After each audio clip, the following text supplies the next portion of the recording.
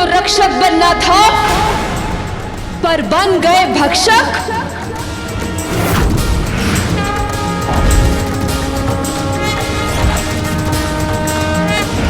सबका भक्षण करूंगी मैं, सबका।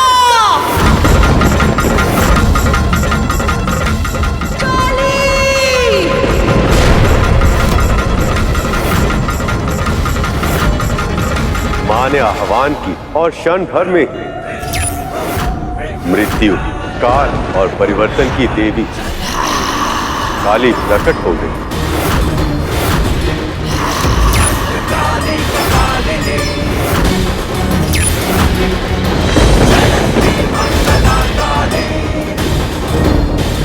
फिर मां ने आवाहन किया हल्के नीले रंग वाली देवी तारा का।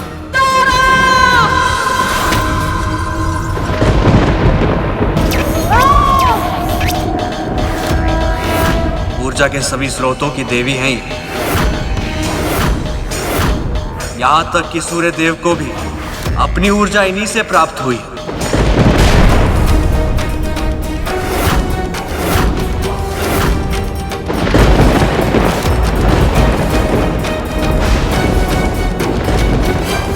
फिर प्रकट हुआ मां का वो रूप जिसे षोडशी और मां ललिता भी कहा जाता है। त्रिपुर सुंदरी।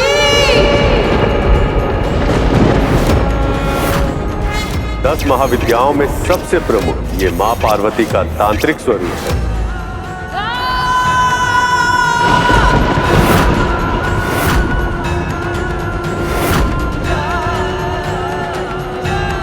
भुवनेश्वरी।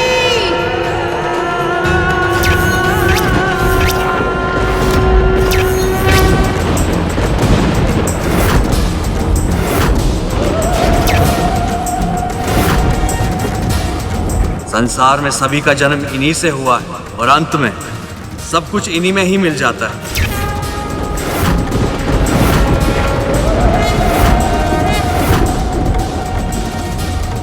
अब मां ने पुकारा भैरवनाथ की शक्ति, मां भैरवी को।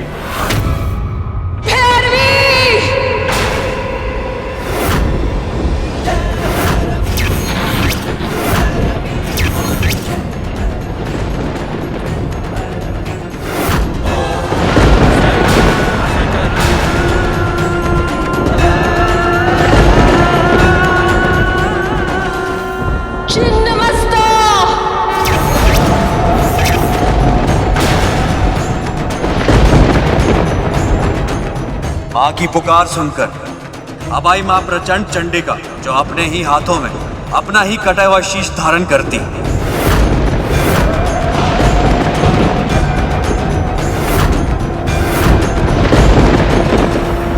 धूमावती।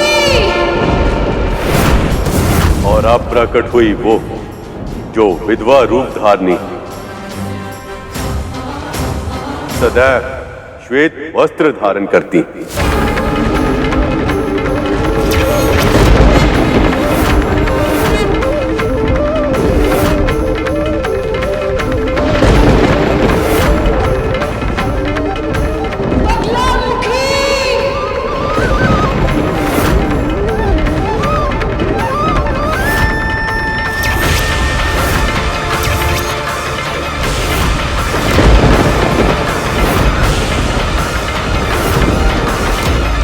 अब सभी के मन में भय का संचार करने प्रकट हुई मां पीताम्बरा, देवी का उग्र स्वरूप जो क्षण भर में ही अपने शत्रु को स्तब्ध अर्थात शक्तिहीन करने में समर्थ।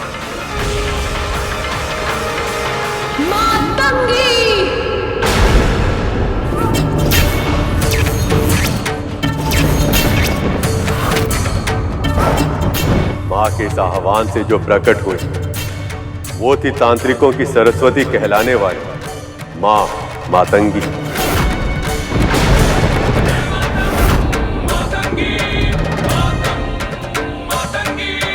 मां मातंगी सरस्वती स्वरूप।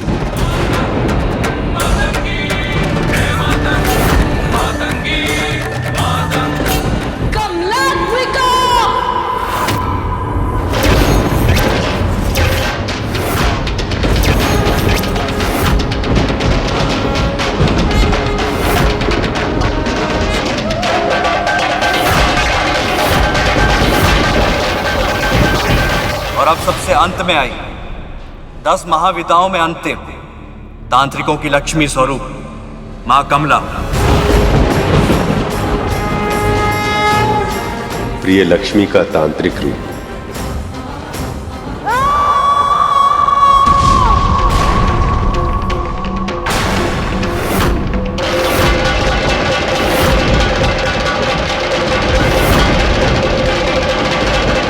युद्ध के लिए तत्पर हो जाओ।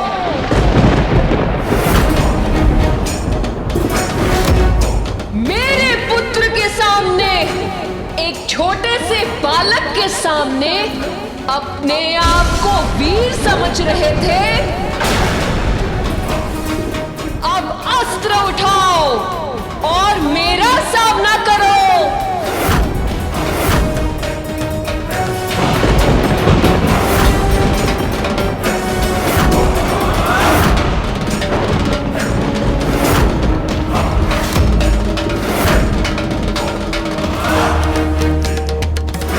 माता पार्वती के सारे तांत्रिक रूप हैं। इनसे युद्ध करना है तो सृष्टि के सारे देवताओं को मिलकर करना होगा।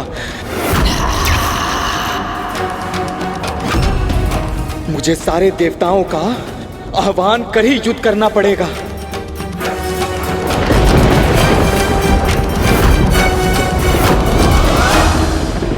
देवताओं, आक्रमण!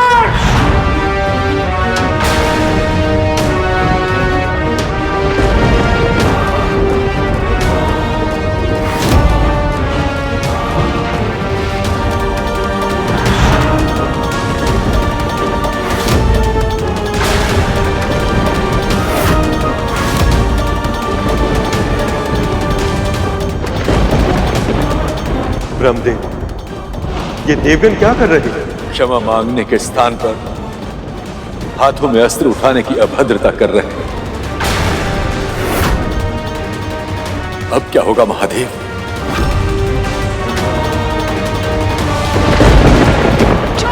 योगिनियां, प्रकट हो!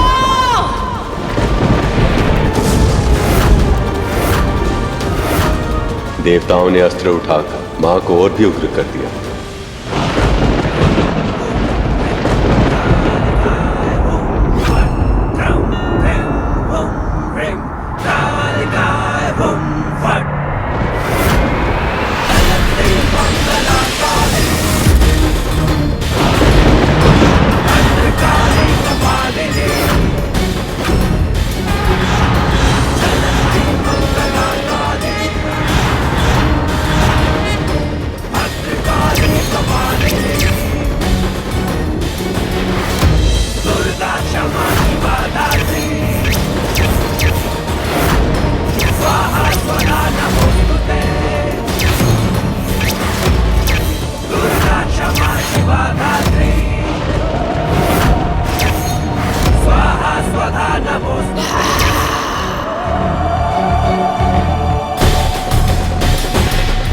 समस्त नारी शक्ति के उग्र रूप का सामना कैसे करेंगे सभी देवतागण?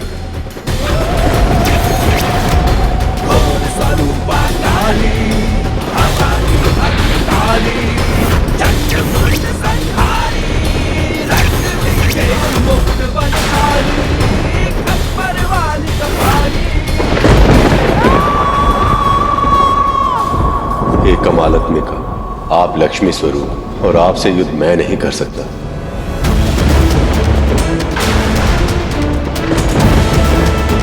मेरे तेज का स्रोत तो मां तारा है।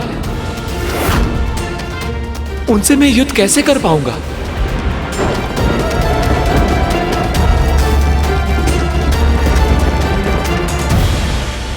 मां दुर्गा, उनकी 10 महाविद्याएं, 64 योगिनियां, नारीत्व की ऐसी महान शक्तियां हैं जिनका सामना करना किसी के लिए भी संभव नहीं है। शीघ्र ही देवताओं को इस सत्य का आभास होने लग गया था।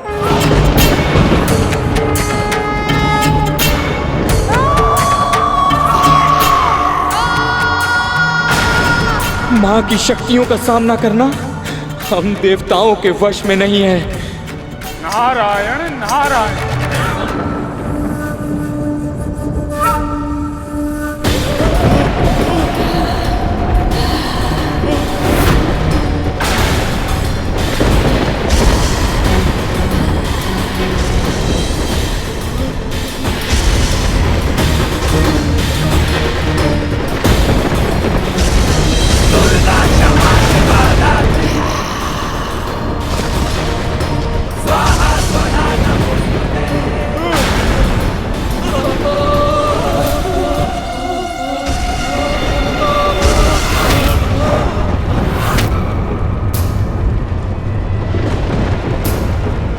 हम देवताओं को शीघ्र अतिशीघ्र यहाँ से निकलना होगा।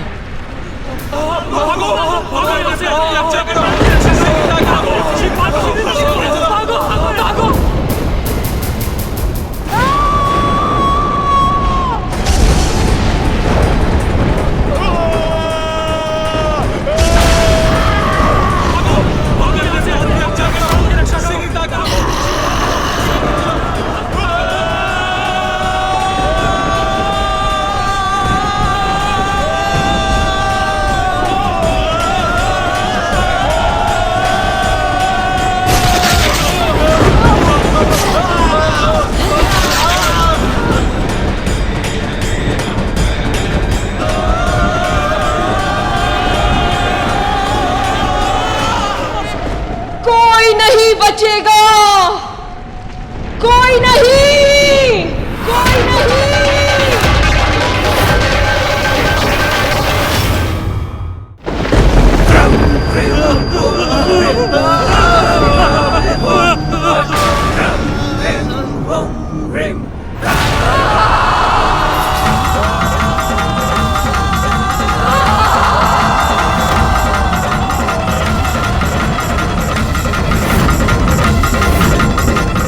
योगिनी और महाविद्याओं की शक्ति बहुत अधिक है।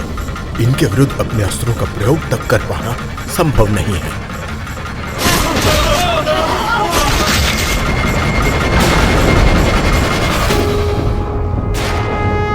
युद्ध भूमि से देवताओं का भागना शोभा नहीं देता।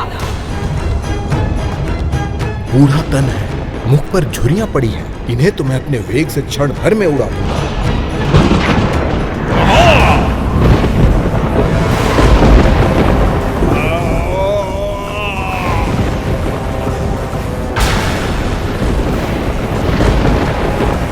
ये क्या? मेरी शक्ति का तो इन पर कोई प्रभाव ही नहीं हो रहा है।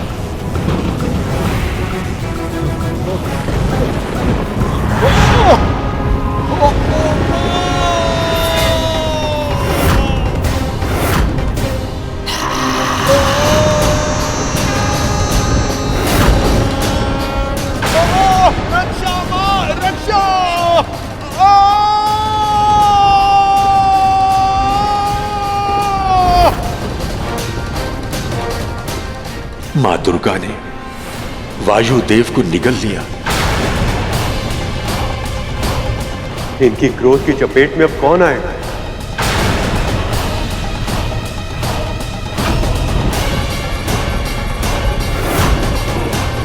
इतनी तीव्र गति से कहां भाग रहे हो वरुण देव?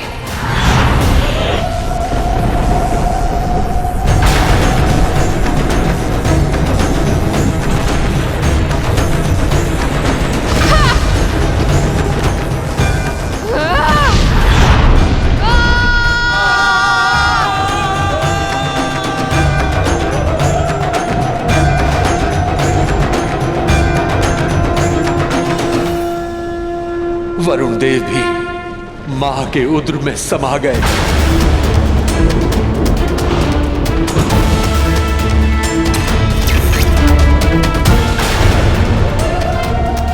मां छिन्नमस्ता, मुझे क्षमा कर दीजिए। मुझे प्राण दान दे दीजिए मां।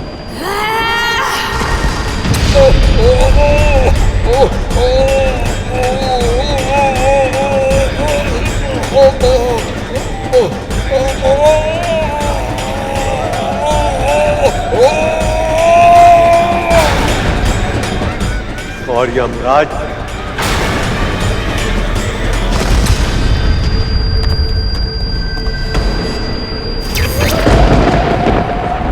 इतनी शीघ्रता क्या है अग्नि? मां भुवनेश्वरी,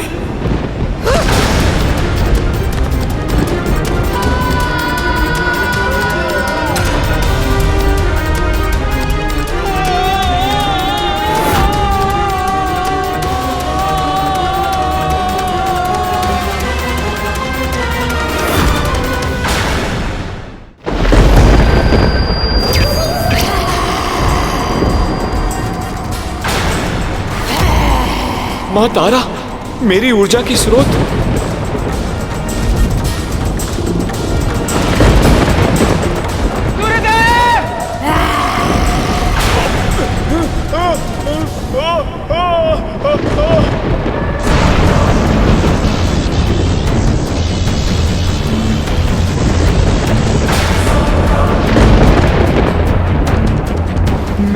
वज्र।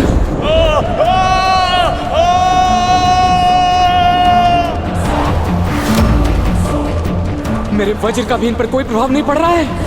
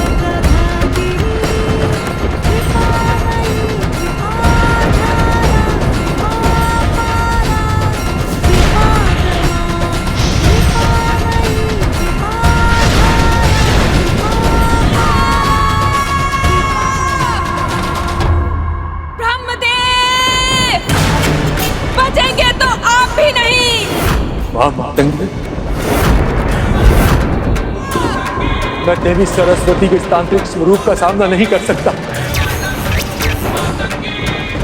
कुछ कीजिए महादेव, कुछ कीजिए।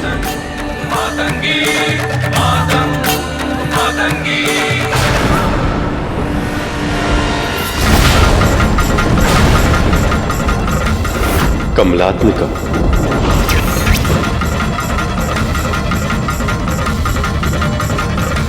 देवी लक्ष्मी के इस तांत्रिक स्वरूप का सामना करना मेरे लिए भी संभव नहीं।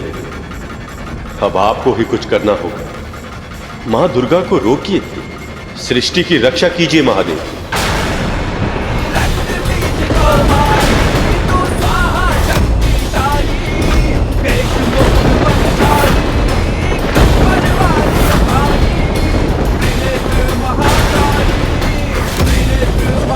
सर्वशक्तिमान सर्वव्यापी दुर्गा का क्रोध इतने प्राणों की बलि लेकर भी शांत नहीं हुआ है।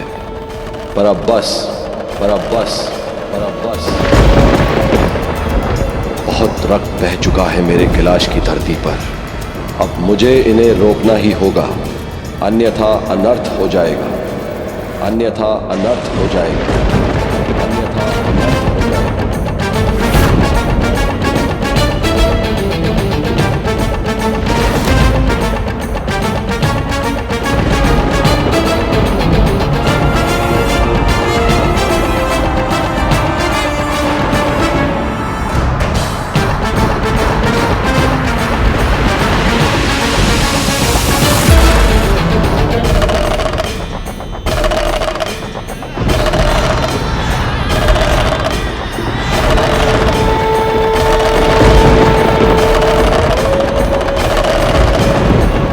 अभी तो शक्ति के विरुद्ध स्वयं शिव खड़े हो गए, अब तो विनाश निश्चित है।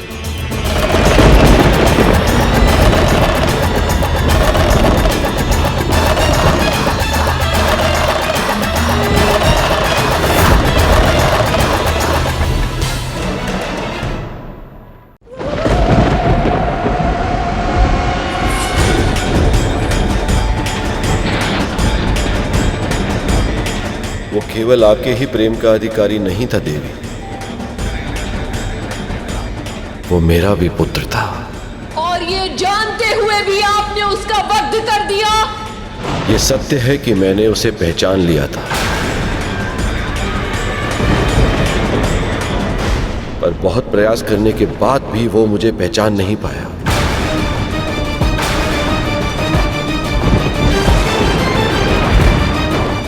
पिता के हाथ संतान के हाथ को थामकर चलना सिखाते हैं,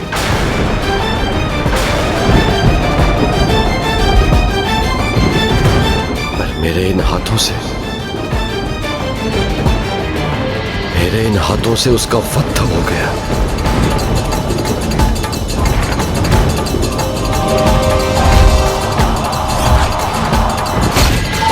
मैं विवश था।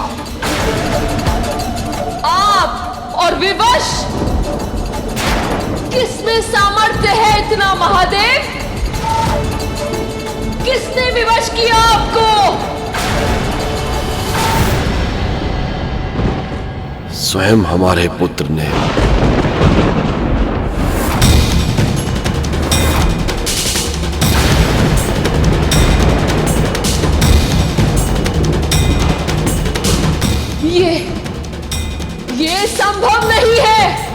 आपने मुझ पे आरोप लगाया था ना देवी कि मुझे शीश काटने के अतिरिक्त और कुछ आता भी है या नहीं। मैंने कभी केवल शीश नहीं काटा, सदैव उसमें छिपे अहंकार को काटा है।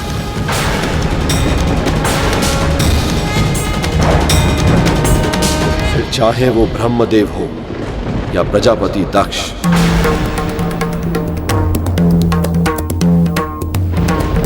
हमारे पुत्र के भीतर भी अहंकार उत्पन्न हो गया था। वो अहंकार जिसके कारण वो अज्ञानता के अंधकार से बाहर ही नहीं निकल पा रहा था।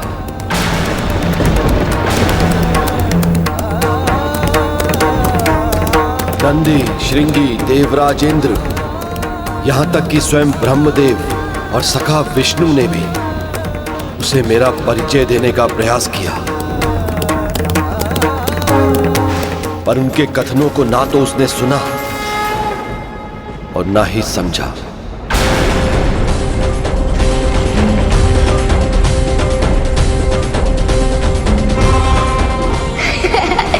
जाकर जल में अपना प्रतिबिंब देखो, कोई भिक्षु या ₹2 रखते हो? बालक, तुम्हारी उद्दंडता अब सीमाएं तोड़ रही है। जब अहंकार बुद्धि पर हावी हो गया था और वह चालता विवेक पर भी, तब उन्होंने ब्रह्मा जी का शीश काट दिया था। ऐसे है हमारे महादेव। वैसे ब्रह्मदेव, आपको मुझे उपदेश देने का या उद्दंड देने का अधिकारी क्या है? अपनी उद्दंडता भूल गए? बालक, तुम्हें ऐसा नहीं कहना चाहिए। मुझे क्या कहना चाहिए और मुझे क्या नहीं कहना चाहिए, वो सिखाने वाले आप कौन होते हैं? पर क्यों हुआ ये?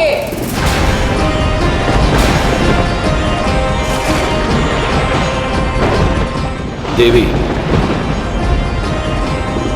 आपने उसे अकेले जन्म दिया था, इसलिए आप उसे प्रेम तो दे पाई,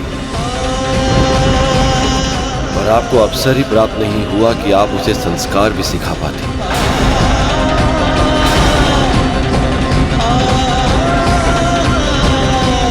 और बिना संस्कारों के अहंकार दूर होना यह संभव नहीं था। वो अपनी शक्ति के अभिमान में अपने तन से इतना जुड़ चुका था कि अपनी आत्मा के भीतर झांक ही नहीं पा रहा था।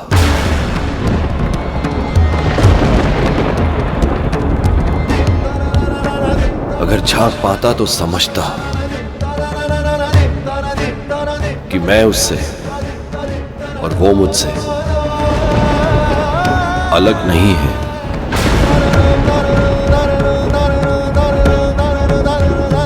एक ही तो थे हम दोनों।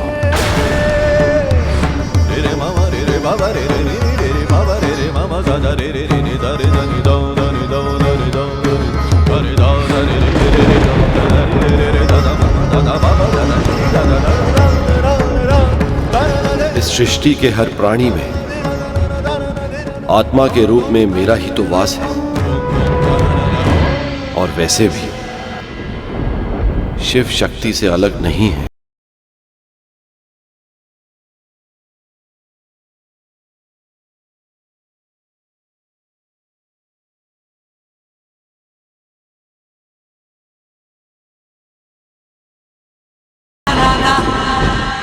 केवल उस बालक में ही नहीं, हर प्राणी में शिव और शक्ति का वास होता है।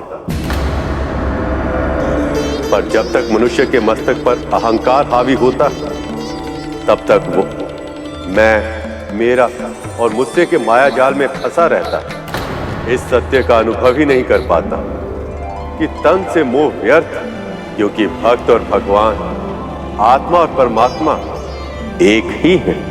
तो फिर गुरुदेव, हम साधारण मनुष्य अपने भीतर छुपे परमात्मा को कैसे ढूंढ सकते हैं?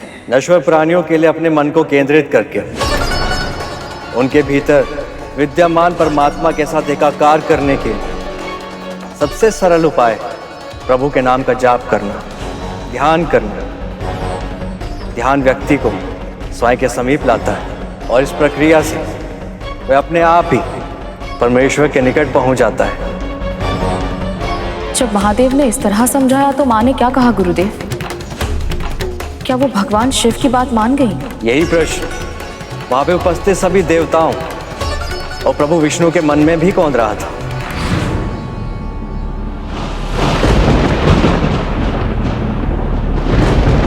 दुखद है, पर सत्य यही है देवी।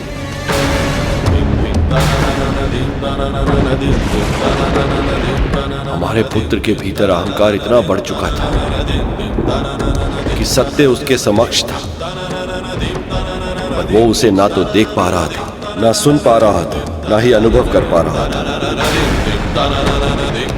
केवल अब शब्दों का उच्चारण कर रहा था उसका मुख।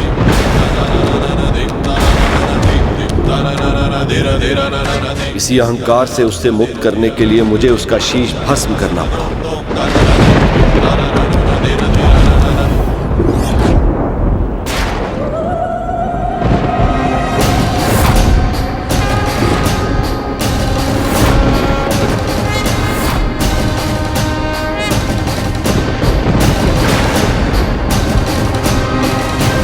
और अब आप उसे जीवित करेंगे महादेव।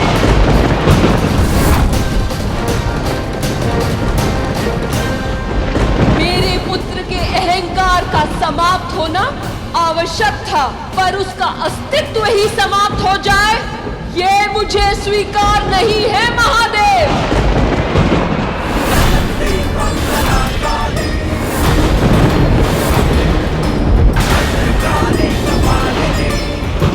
दंड आवश्यक होता है, पर दया अनिवार्य होती है। हर एक को अपनी भूल सुधारने का अवसर मिलना ही चाहिए।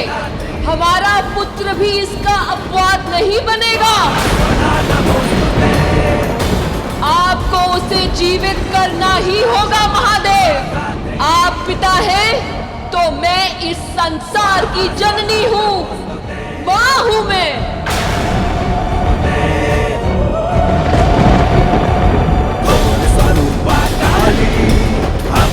यदि माँ ही प्रसन्न नहीं होगी तो इस पूरे संसार में उदासीनता फैल जाएगी।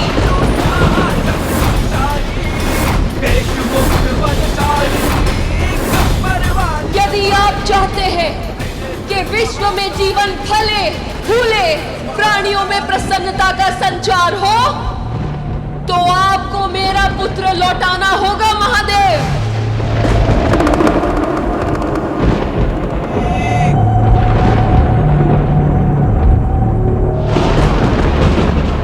ऐसा ही होगा। आपको आपका पुत्र अवश्य मिलेगा।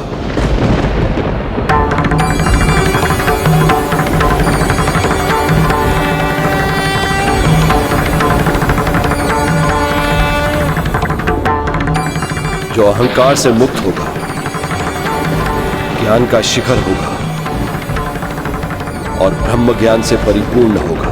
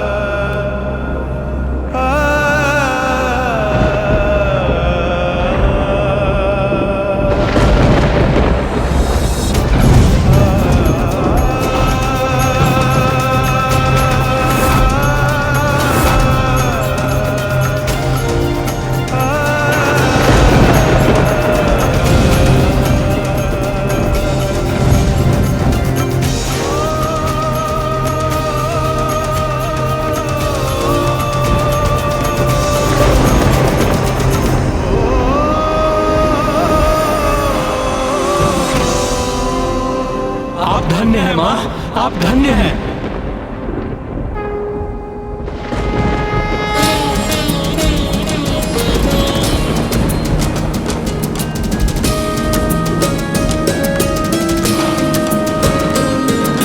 दुर्गमा दुर्गमा लोका दुर्गमात्म स्वरूपिणी दुर्गमार्ग प्रदा दुर्गम विद्या दुर्गमाश्रिता दुर्गम ज्ञान संस्थाना दुर्गम ज्ञान वासिनी दुर्गमोहा दुर्गमदा दुर्गमार्ग स्वरूपिणी दुर्गमासुर सहंत्री दुर्गमायुधधारिणी दुर्गमांगी दुर्गमता दुर्गम्या दुर्गमेश्वरी दुर्ग भीमा दुर्ग भामा दुर्गभा दुर्गधारिणी दुर्ग भीमा दुर्ग भामा दुर्गभा दुर्गधारिणी नमो वैष्णवस्तु मया मामा मानवः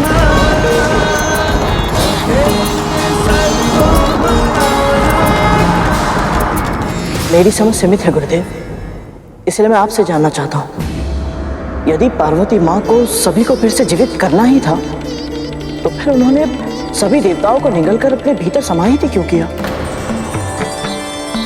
क्योंकि हमारी संस्कृति और हमारे धर्म का सबसे बड़ा गुण ही यही है कि हमारे यहाँ दया करने वाले भगवान और दंड देने के लिए शैतान भिन्न भिन्न नहीं। जो माँ अपनी संतानों को अपराध करने पर कठोर दंड देती, वही माँ भूल सुधारने पर उन पर दया भी करती।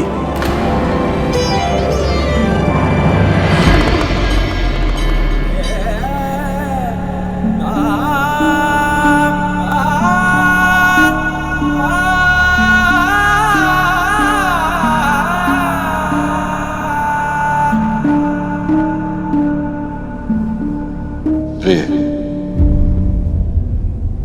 विश्वास कीजिए, देव ऋषि नारद ने आपके पुत्र को दीर्घायु होने का आशीर्वाद दिया था। और आप तो जानती हैं, एक महर्षि का आशीर्वाद कभी व्यर्थ नहीं जाता। इस बालक का जन्म जितना विशेष है, इसका जीवन भी उतना ही विशेष है। और मुझे पूरा विश्वास है, इसकी जीवन यात्रा बहुत ही रोचक और दीर्घ होगी।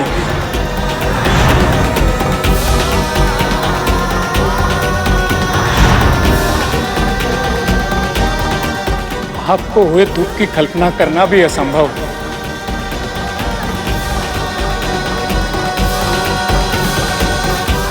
मां, महादेव,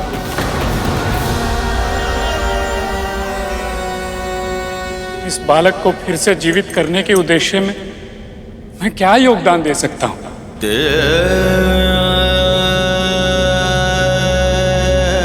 इसका वही निर्दोष मुस्कुराता हुआ मुख देखने के लिए जो भी आवश्यक होगा मैं वो सब करूंगा।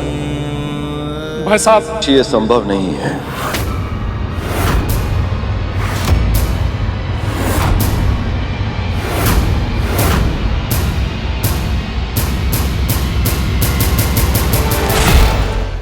आपके कहने का अर्थ क्या है महादेव?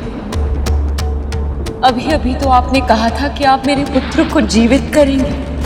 आपका पुत्र अवश्य जीवित होगा पार्वती, मेरा वचन मिथ्या नहीं जाएगा। पर इसका वही शीश वापस नहीं आ सकता।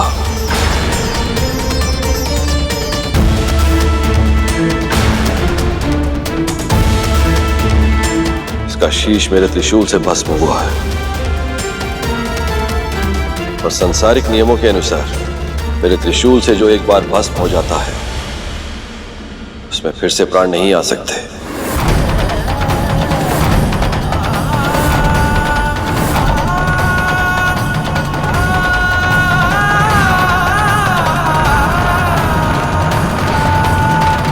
मैं जानती हूं कि तन से मोह व्यर्थ है महादेव, पर फिर भी उसकी किसी और रूप में कल्पना करना मेरे लिए संभव नहीं है। आप उसको किसका शीश देंगे? उसकी आकृति कैसी होगी? क्या उसका मुख देखकर मेरे भीतर मां की ममता जाग पाएगी? क्या उसका मुख वैसा ही मनमोहक होगा? क्या उस सब का चित भर पाएगा? देवी, आप महादेव पर विश्वास कीजिए, ये भी पितर, ये वही करेंगे वे उनके हित में होगी।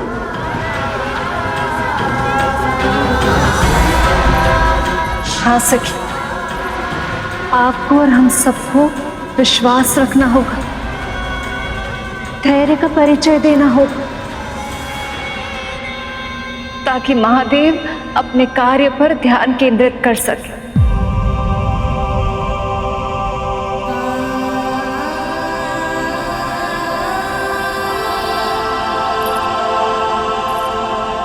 सखी चलो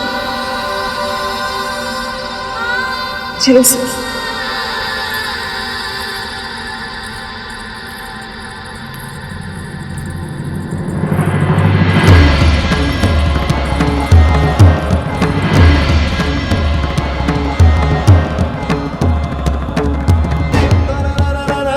महादेव,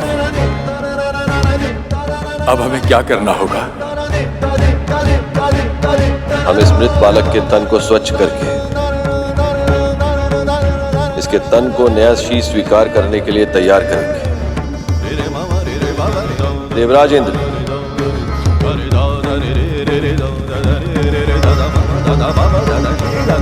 आप और अन्य देवतागण एक ऐसे शीश का प्रबंध कीजिए जो इस बालक के तन पर स्थापित किया जा सके। उत्तर दिशा में आपको सफलता अवश्य मिलेगी, परंतु ज्ञात रहे शीश केवल उसी शिशु का लेकर आइए जिसकी मां उससे विमुख होकर सो रही है। आप धन्य हैं महादेव, आप धन्य हैं। आज्ञा दीजिए महादेव।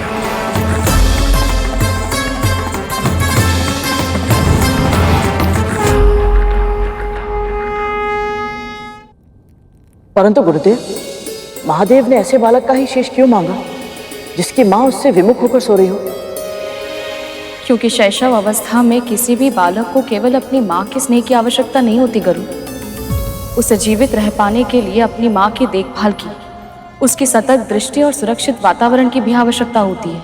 पर यदि किसी नवजात शिशु से उसकी मां ही विमुख होकर सो जाए तो फिर उस शिशु का बचना संभव ही नहीं।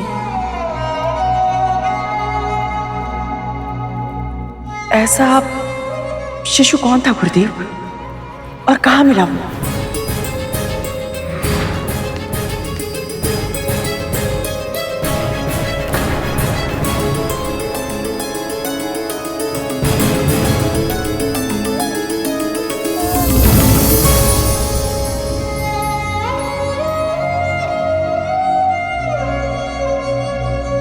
मानवों में तो एक भी मां ऐसी नहीं है जो अपने संतान से विमुख हो जाए।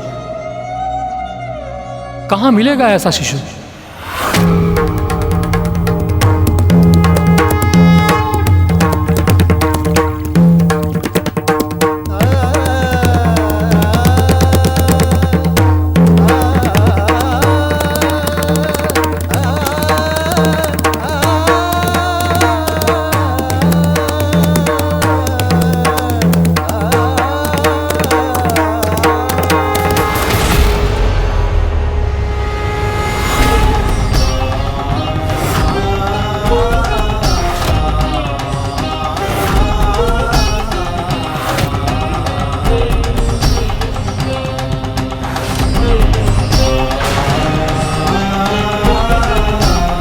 समय तीव्र गति से बीतता जा रहा है और मनवांछित बालक अभी तक नहीं मिला है। मैं मां पार्वती को एक बार पहले ही दुख दे चुका हूं। अब रिक्त हाथों के साथ लौटकर दूसरी बार दुख नहीं दे सकता मैं उन्हें। पर जिसका आदेश महादेव ने दिया है, कहां ढूंढूं ऐसे बालक को?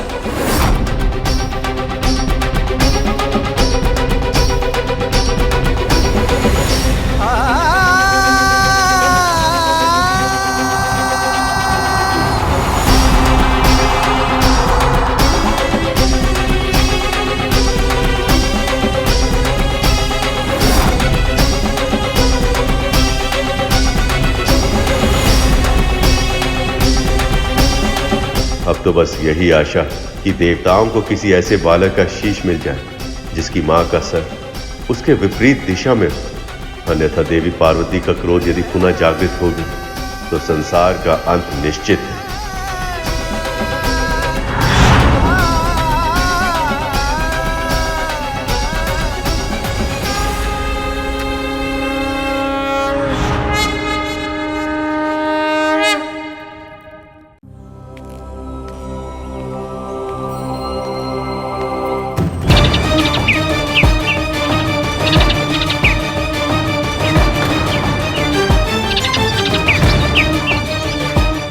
शब्द शैली, वाक्य विन्यास और व्याकरण से अनभिज्ञ हैं ये। फिर भी देखिए प्रेम की भाषा भली भांति जानते हैं ये पक्षी।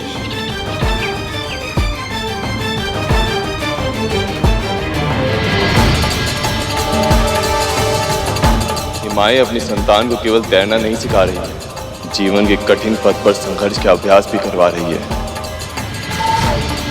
ऐसे में अपनी संतान से विमुख होने का प्रश्न ही नहीं उठता। पर यदि ऐसी कोई माँ हमें नहीं मिली तो कैसे जीवित होंगे पार्वती नंदन।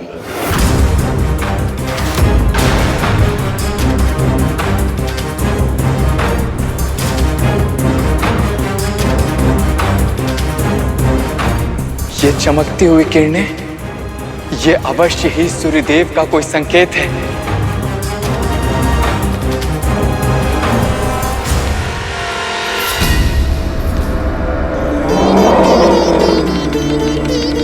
मिल गया वो बालक जिसकी मां उससे विमुख होकर सोई है। पर ये क्या इस हाथी के शिशु का चुनाव करना उचित होगा? क्या मां पार्वती के पुत्र के शीश के स्थान पर एक गज का शीश लग जाए? क्या यह संभव भी है?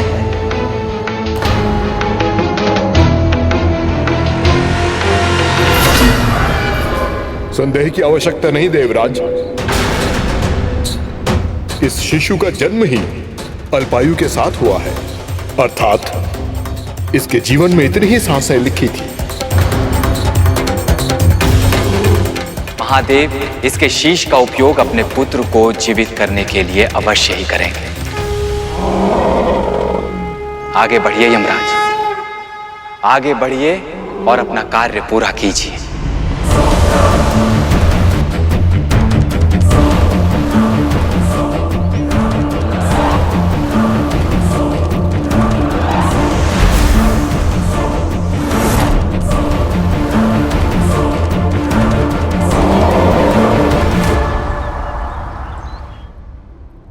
इतना समय बीत गया, सभी देवगुणों में से कोई भी किसी बालक का शीश लेकर आए क्यों नहीं?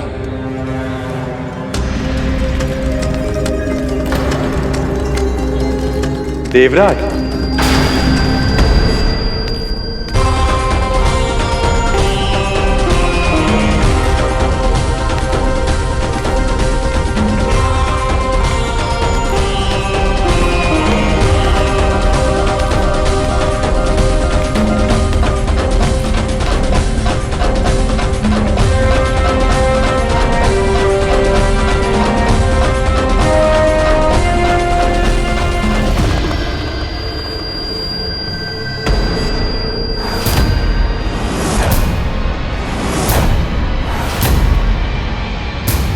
गज शिशु का शीश?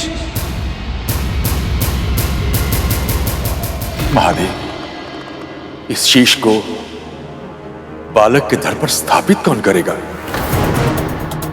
अश्विनी कुमारों के अतिरिक्त ये कार्य करने की क्षमता किसी में नहीं है ब्रह्मदेव।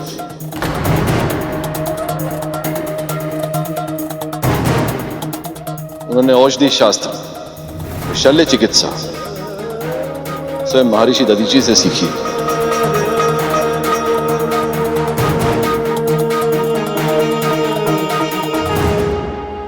हे अश्विनी कुमारों, हम त्रिदेव आपका आवाहन करते हैं, कृपया प्रकट हो।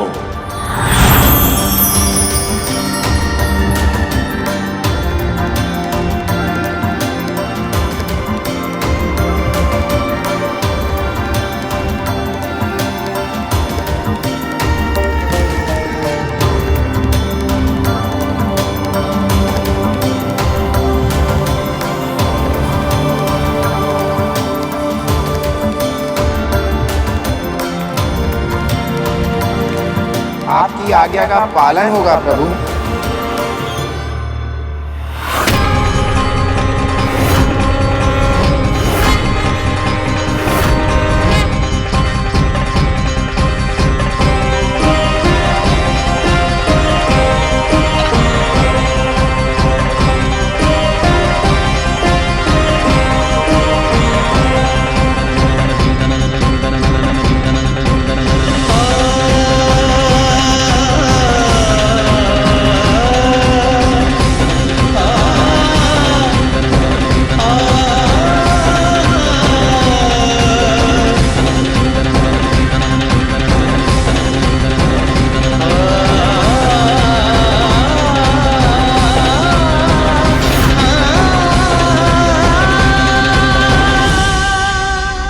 हमने अपनी विद्या से इस शीश को धड़ के साथ जोड़ तो दिया है महादेव, परंतु इसे प्राण देने की शक्ति हमारे पास नहीं है। यह कार्य आप और मां से ही संभव है।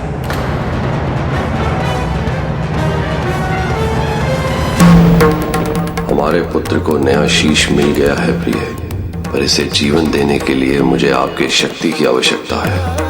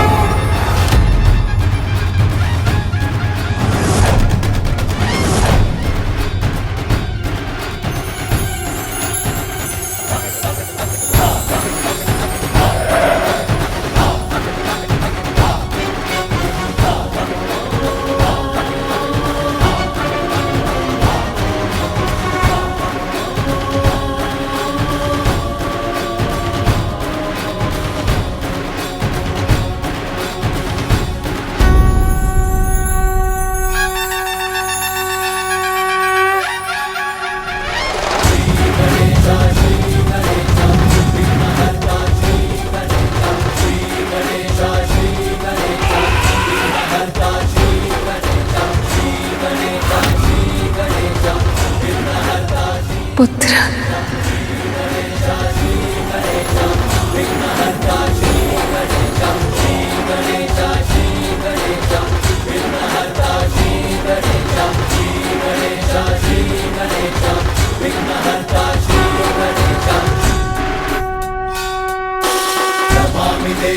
नमामि देवा जय गणराजा नमामि देवा दया करो हे मंगल देवा जय गणराजा नमामि देवा मंगलदाता मंगलकारी जय गणराजा पिताजी नमामि देवा भक्तों के तुम ही हितकारी जय गणराजा नमामि देवा सुखहर्ता सुखकर्ता स्वामी जय गणराजा नमामि देवा विघ्नराज जी अंतर्यामी जय गणराजा। बालक ने अपने पिता को महादेव को पहचान लिया। नारायण नारायण।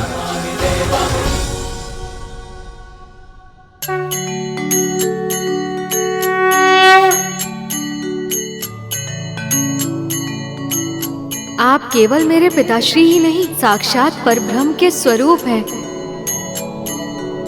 सभी ने मुझे समझाने का प्रयास किया था, पर मैं समझ ही नहीं पाया। अपनी मूर्खता में आपका कितना बड़ा अनादर किया मैंने। मुझे क्षमा कर दीजिए पिताश्री।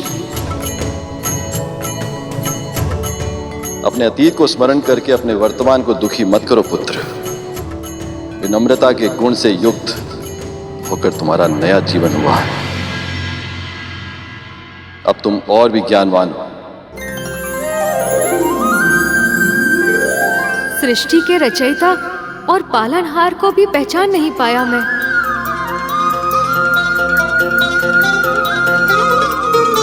आप दोनों के साथ कितनी उदंडता की थी मैंने।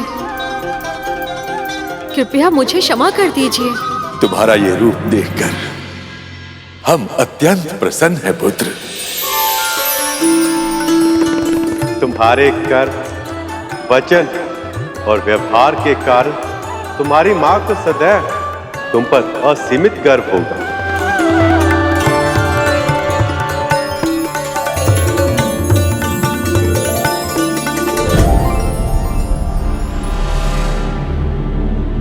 कौन सा मुख लगा होगा मेरे पुत्र को? कैसा दिख रहा होगा वो? कैसे सामना करूंगी मैं उसका, उस नए अपरिचित मुख के साथ? माँ आ गई।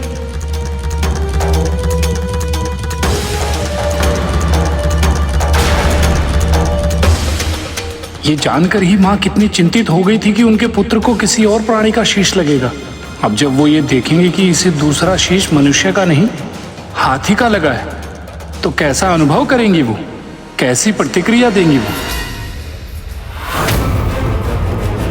और यदि उन्होंने इस बालक को इस नए स्वरूप में स्वीकार नहीं किया तो कितनी पीड़ा होगी इसे।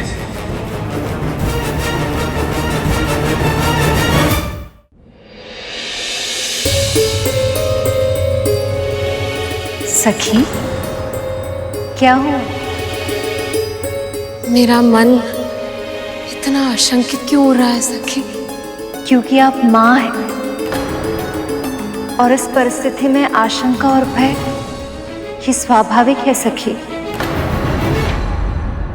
पर हमें पूरा विश्वास है जब आप अपने पुत्र के मुख को देखेंगी तो आपकी आशंका, आपका भय पूरी तरह निर्मूल सिद्ध होगा।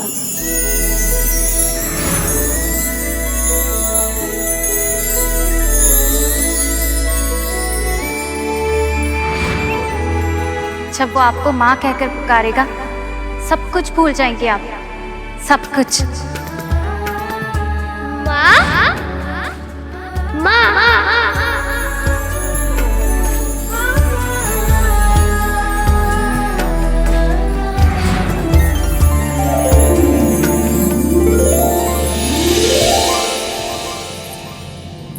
पुत्र, पुत्र,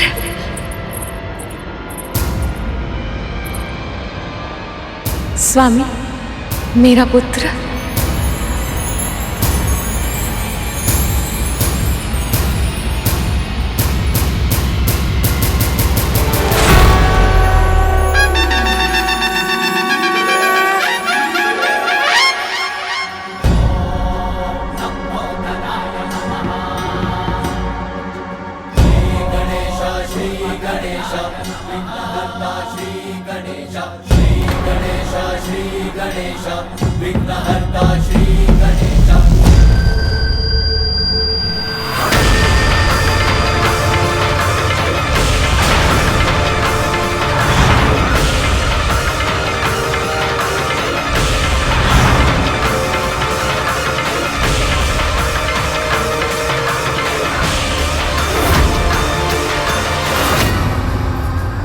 देवी पार्वती ने अपने पुत्र का नया मुख देखकर उसे मुंह फेर लिया।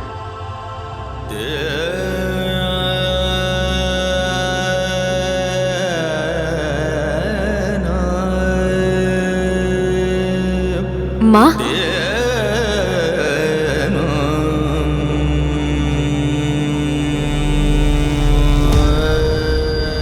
मेरा पुत्र। हाँ माँ, मैं आपका ही पुत्र हूँ, आपके हृदय से जन्मा हूँ।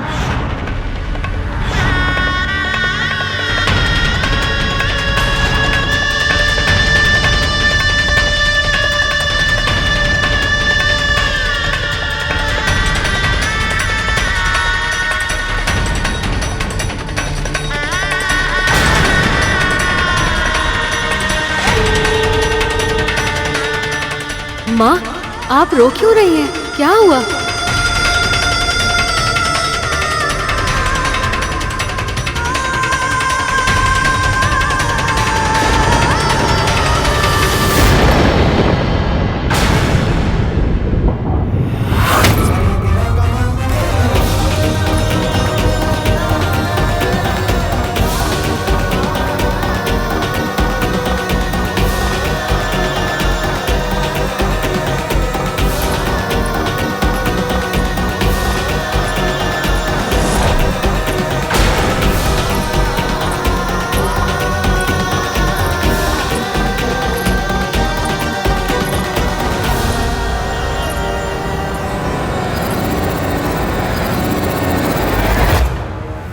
बात का भय था वही हुआ।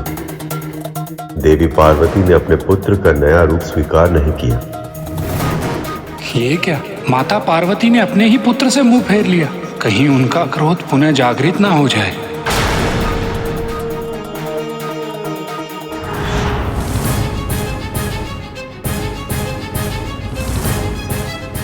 परंतु गुरुदेव, माँ पार्वती का पुत्र फिर से जीवित हो उठा। इससे अधिक प्रसन्नता की बात और क्या हो सकती है? तो फिर माँ पार्वती ने प्रभु गणेश को उनके नए स्वरूप में स्वीकार क्यों नहीं किया?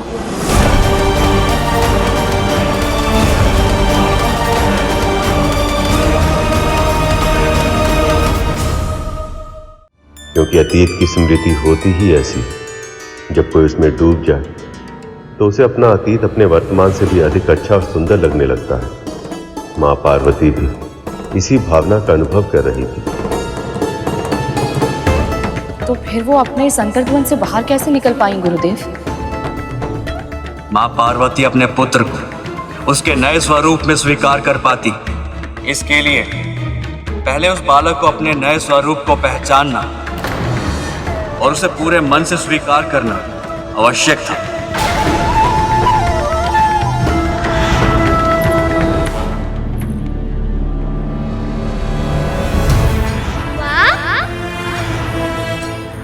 माँ,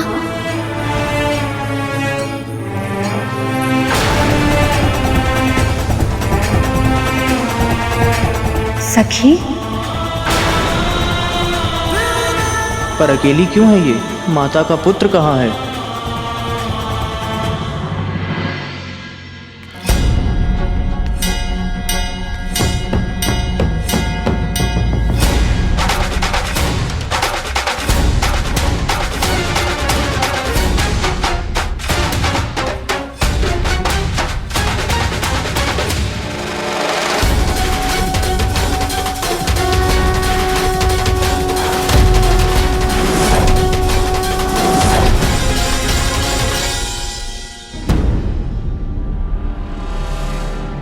ये रूप मिला है बालक को।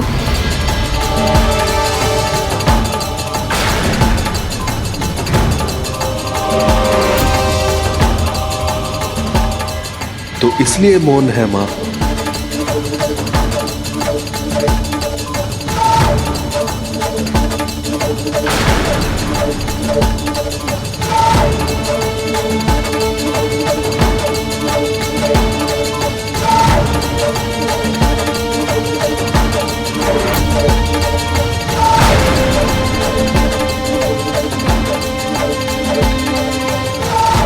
ये क्या? माता तो अपने पुत्र का नया रूप देखकर रुष्ट हो गई हैं। जब उन्हें ज्ञात होगा कि ये शीश मैं ढूंढ कर लाया हूं उनके पुत्र के लिए, तो ना जाने मेरा क्या होगा। मेरा प्रणाम स्वीकार करें। क्या आप मुझसे रुष्ट हैं माँ? माँ, आप मुझे छोड़ के बाहर क्यों आ गई? माँ मुझसे मुंह क्यों फेर रही हैं? कहीं मुझसे कोई भूल तो नहीं हो गई?